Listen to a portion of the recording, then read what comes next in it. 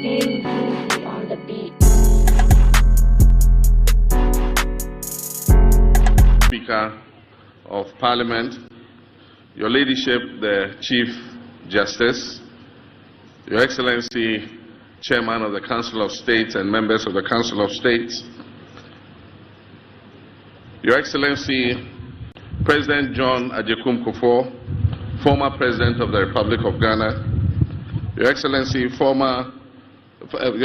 President Nana Addo Akufo, former President of the Republic of Ghana, and our special guest, Your Excellency, President Jakaya Kikwete, former President of the United Republic of Tanzania, Ministers of State, Honorable Members of Parliament, Nime, Name, our traditional rulers, religious leaders, our service chiefs, our troops, school children, distinguished guests, ladies and gentlemen, friends of the media, and good people of Ghana.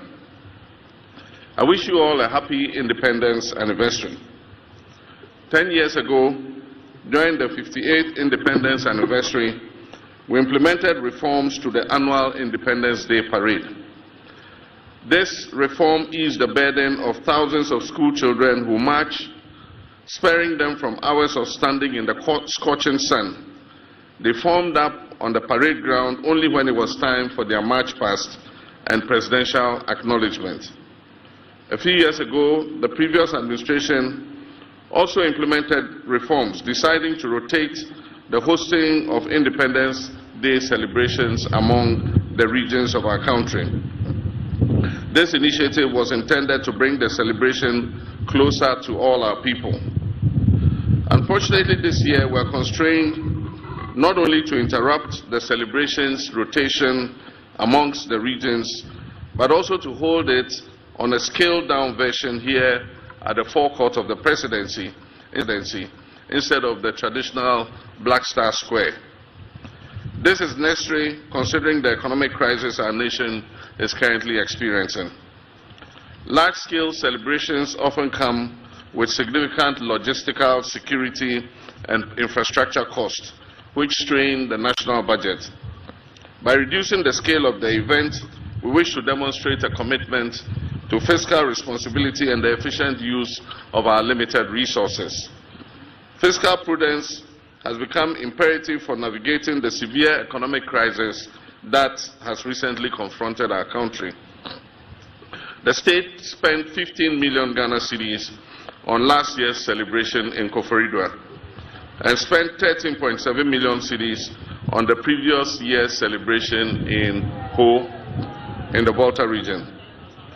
This year, we received estimates of at least 20 million Ghana cedis for holding the event at the Independence Square on the same scale as the previous years. In a year when we are calling on all to sacrifice, including workers who have graciously accepted a base pay adjustment far below the rate of inflation, it is unconscionable to spend that kind of money on a few hours of celebration. Today's event would save us 95% of the estimated cost of the event. Nonetheless, this scaled-down celebration does not diminish the importance and significance of this occasion in any way. Ghana's independence is the single most important event in our history, as it sets out us on the path of nationhood. It is even more significant because it lit the flame of independence in sub-Saharan Africa by inspiring other countries yoked to colonial exploitation to seek independence and self-determination. This day must therefore always be commemorated, but when reality calls for a different approach, we must heed it and act accordingly. Moreover, hosting the celebration here at the presidency preserves the symbolic essence of Independence Day while demystifying the seat of government. Fellow compatriots, Independence Day celebrations serve as an opportunity for us to remember our nation's struggle for freedom and to honor the sacrifices of our forebears who led that struggle for self-rule. It reinforces our national identity, our unity and patriotism, while offering a moment for reflection on our progress and the challenges ahead. It presents an opportunity for us to recount our history, picking the lessons it teaches, and thereby forging a new path for progress and development. Osajifo Dr. Kwame Nkrumah, the founder of our nation, envisioned an industrialized, self-reliant Ghana, whose citizens have the highest standard of economic life and the greatest sense of self-esteem rooted in patriotism and Pan-African unity. But on February 24, 1966, a joint military and police coup d'etat shattered that dream, plunging Ghana into decades of instability and military takeovers. The verdict of history is now loud and clear. Declassified documents from the United States archives reveal that this was a coup inspired and engineered by the CIA. This remains the most regrettable and darkest moment in our nation's history. That moment sparked a series of historical events that have set us back and significantly delayed our attainment of the objectives of nationhood. We have had moments of triumph and moments of anguish. We have now blossomed into a fully fledged democracy with a healthy culture of peaceful power transfers.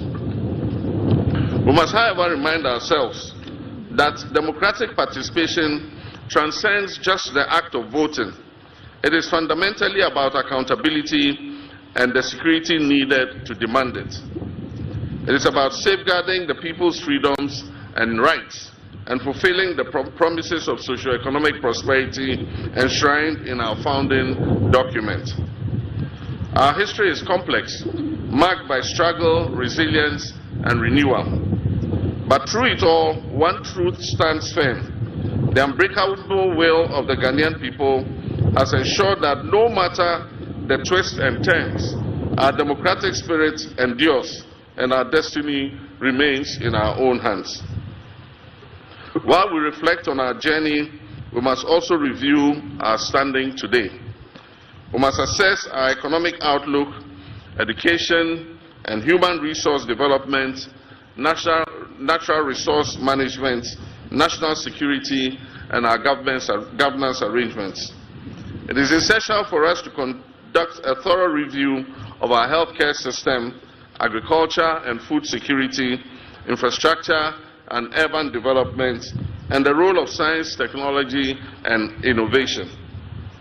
In this era of green transition, we must recognize our unique circumstance, that is a nation rich in natural resources, yet vulnerable to climate change, and we must chart a path that balances sustainability with economic growth.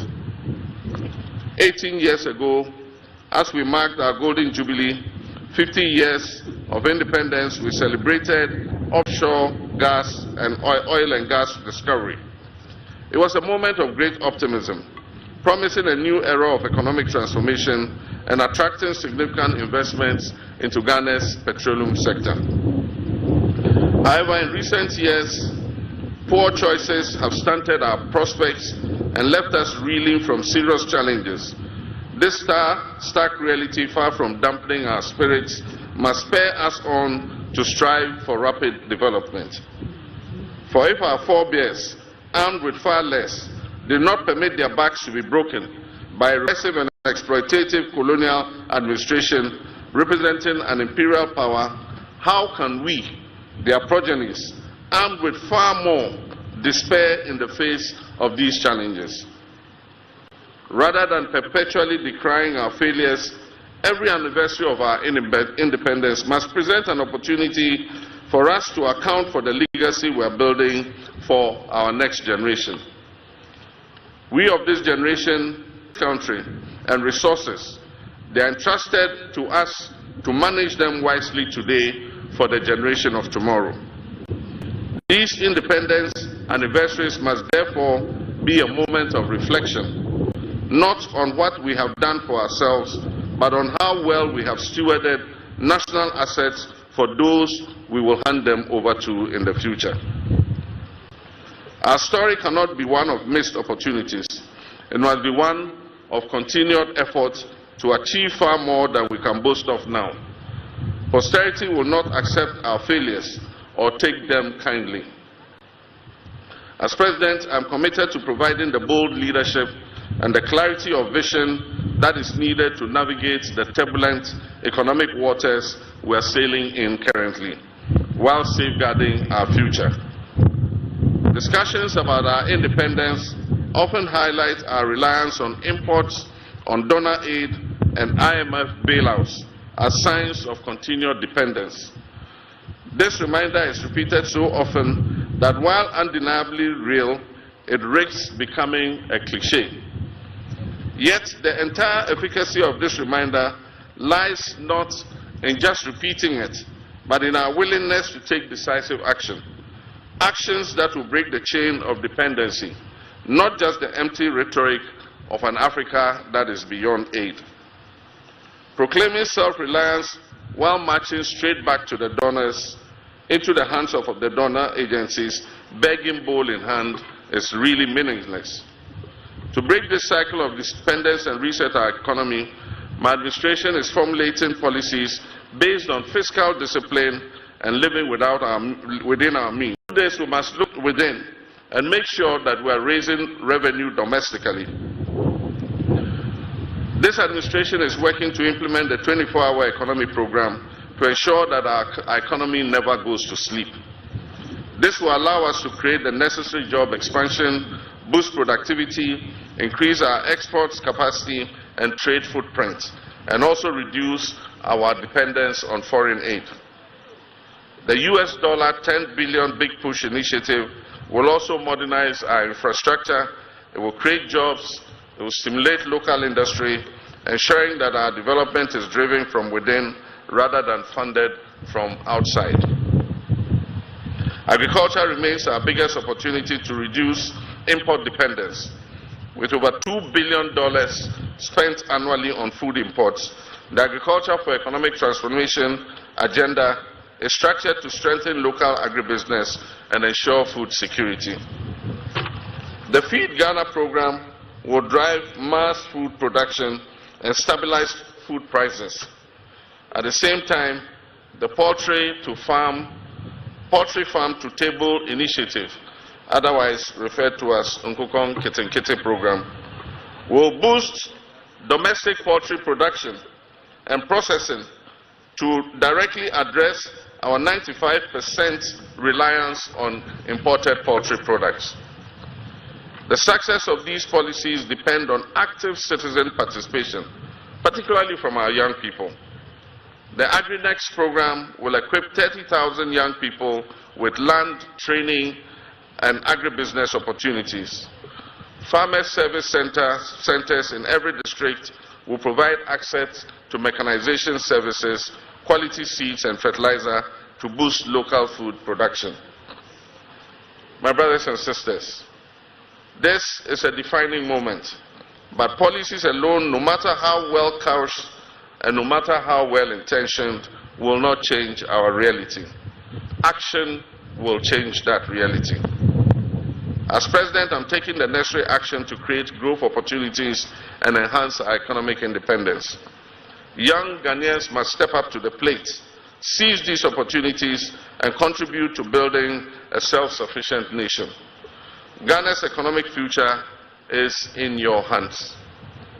Fellow Ghanaians, the 1992 Constitution has provided a stable framework for governance and delivered the most extended period of constitutional democracy in our nation's history. However, like any enduring legal and political framework, it has flaws and loopholes. Recognizing the need for refinement, the late Pres.John initiated a constitutional review process in 2010, leading to the establishment of the Constitutional Review Commission. The previous administration of Nana Akufo also undertook some constitutional review. Considering evolving national and global dynamics, I have constituted a new review committee to undertake a comprehensive and inclusive reassessment of our Constitution. This endeavor is essential as the strength of our democracy The integrity of our constitutional order and the rule of law requires continuous renewal. We must not allow weaknesses in our governance framework to fester until they threaten national stability. Instead, we must take proactive steps to reinforce the very foundation of our democracy. I therefore urge all Ghanaians to participate in this process by submitting their recommendations and memoranda to the committee. This is an opportunity to ensure that our constitutional framework truly reflects the collective aspirations of the Ghanaian people and serves as a robust instrument for national progress. My brothers and sisters, Dr. Kwame Nkrumah understood the essence of unity, not only in Ghana but on the entire African continent, when he said, and I quote, "The forces that unite us are inherently and far greater than the divisions imposed upon us." In the spirit of unity and brotherhood that this independence represents, I wish to speak directly to you, my brothers and sisters, in Boko and everywhere in our land where conflict is raging. I do not speak as president, but as your son and brother, in whose hands you have entrusted a solemn duty. The people of Boko and other areas, it is time for lasting peace to prevail.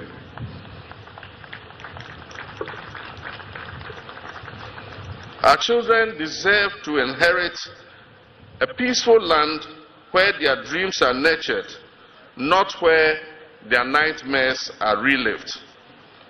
They deserve to inherit a land where our markets are bustling with trade, not tension and conflict.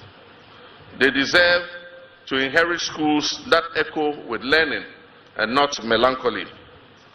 Let us not be swayed by division, mistrust, and the weight of past injuries. Let us give renewal of friendship a chance. Let us give peace a chance. This is not an invitation to simply forget the past. Far from it. It is an invitation to live above it. Fellow countrymen and women, 2 years from now, our dear nation Ghana will celebrate its 70th anniversary of independence. This is our moment in history. We have endured trials, we faced challenges, and carried the burden of our struggles, but we have never given up. Through every storm and shadow, we have kept the flame of hope alive. And now, at this critical juncture, we must rise with courage, determination, and unwavering belief that a brighter future is just within our grasp. Let us reflect on the great movements that have transformed the world, the movements that have liberated us from the bonds of colonialism, and the voices that shaped our path to democratic rule. Before these, people thought it was impossible. It is not impossible for us to create a better life for our people. It was ordinary people, workers, dreamers, farmers, students, the young and the old, who refused to accept the way things were. They marched, they spoke out, they struggled, and eventually they prevailed. From African liberation movements to the fight for civil rights, from the pursuit of democracy to the battle against poverty and inequality, one lesson stands clear. When people unite with a common purpose, nothing can stand in their way. As I said before Parliament, we shall live the dreams of our forebears. This is not just a promise, it is a call to action.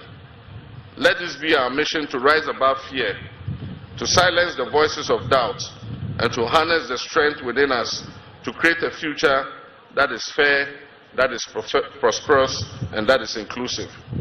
Let us move forward together side by side, knowing that every sacrifice we make today will prepare the way for generations yet to come. I thank you very much, my fellow countrymen and women, and I wish you all a happy Independence Day. Your Excellencies, distinguished guests, ladies and gentlemen.